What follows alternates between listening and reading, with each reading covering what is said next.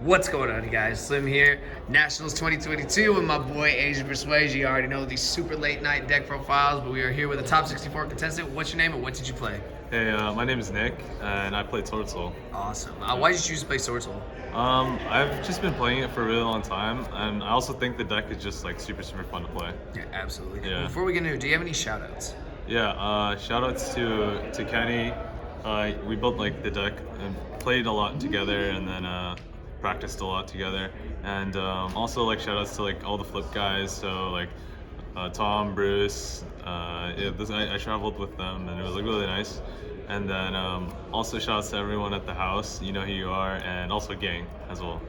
For sure, man. Yeah. Awesome. All right, well, let's see it. All right, so for like the sword engine, like this is like super standard at this point. Like everyone like knows these. So it's like the 2 Taya, the 3 Mo's, 3 Ecclesia, and then 3 Long. That's like it for the monsters. And then spells is like the Emergence and the Blackout. Like I mean, people have been playing these ratios like ever since like the deck has been like popular. So we know these ones. Yeah. Absolutely. Nice. Yeah, they are. Right? Wait, I had to do a double take. I was like, Oh God, yes. They were, don't worry, I know. This is an honorary SWORDSOUL card. Like, yeah. like this card is so amazing in the Yeah. deck. Like it helps like feed Cheng Ying, and then just gets your like engine when you're like missing some pieces, and it's just honestly so broken. back to 3 next list. Yeah, I was so happy when I went back to 2. I Yeah. was so happy. And then for the Tenyi lineup, I played 3 Ashina. So I'm a little weird. So I played 2 Adhara and 2 Vishida and 1 Chitana. I mean, like a lot of people play like max ratios maybe. Like I know Kenny likes 3 Vishida, 3 Adhara. Because he likes being able to see them every turn. But I opted to play 40 cards. That's why I cut the 2 Tenyis. I decided to cut the 2 Tenyis because I wanted to like high roll, drawing like 2 hand traps in my like starting hand if I were to go second.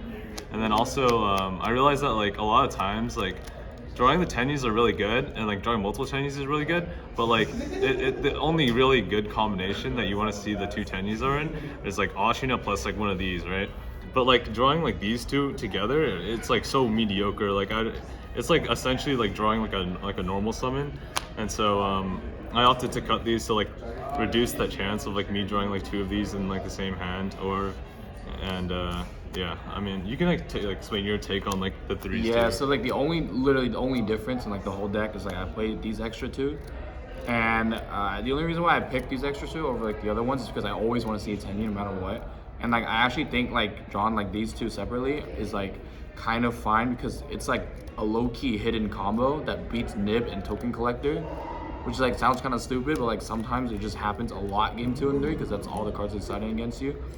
And like for a while, like this card, I wasn't like playing this card because when you draw multiple Tenyis in your hand, there's a play with Dragon Circle where if you draw Moyi plus a different like Tenyi, you can just Dragon Circle the Moyi away, summon the different Tenyi, and then banish the Ashina from your hand and still make a level 8.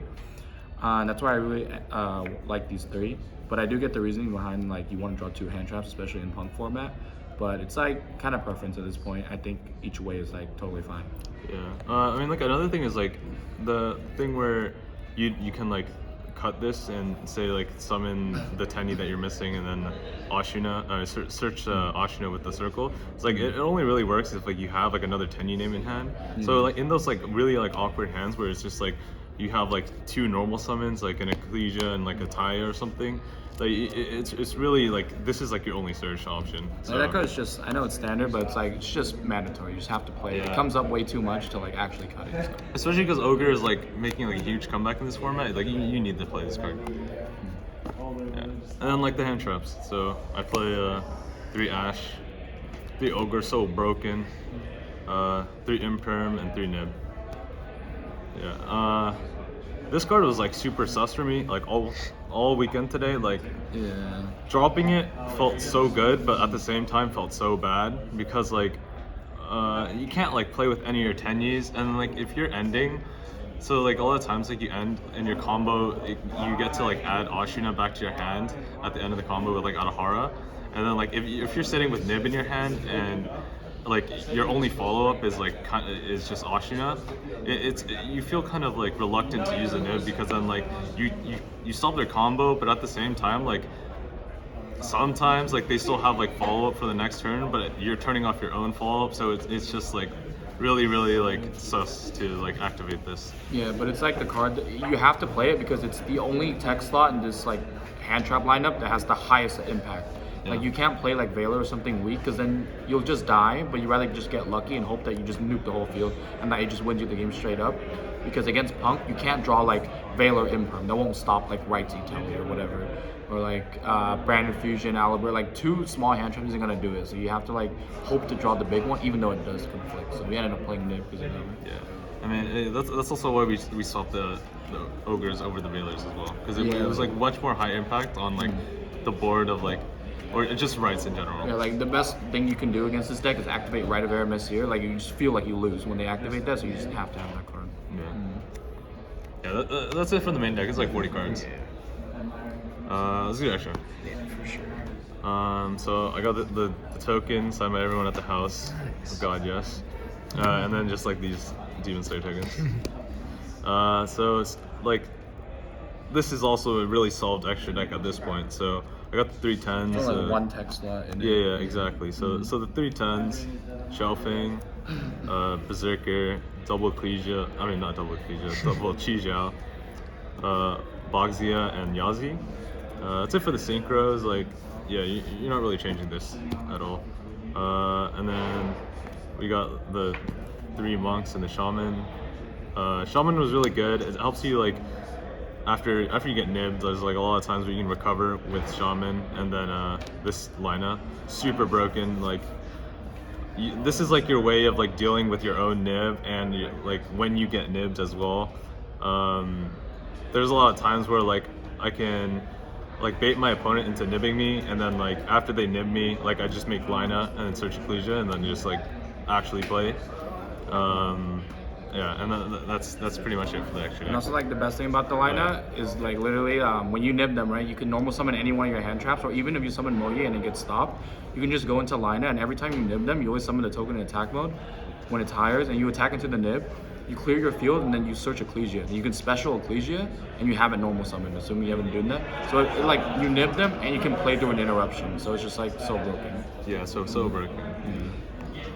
Yeah, that's it for the extra, and then the side. It's just like it's like this is the floods, right? Oh yeah. Yeah, you got the anti-spell and the D-barrier.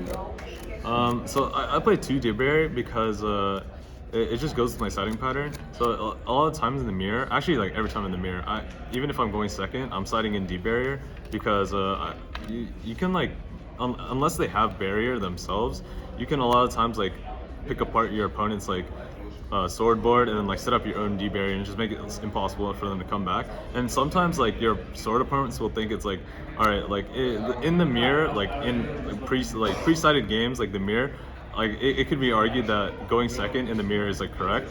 So a lot of times like my opponents will make me go first in the mirror, like post-siding, and they won't expect me to put like a trap card going first, and like I think this is like just really punishes them for that. That actually happened to me during the tournament.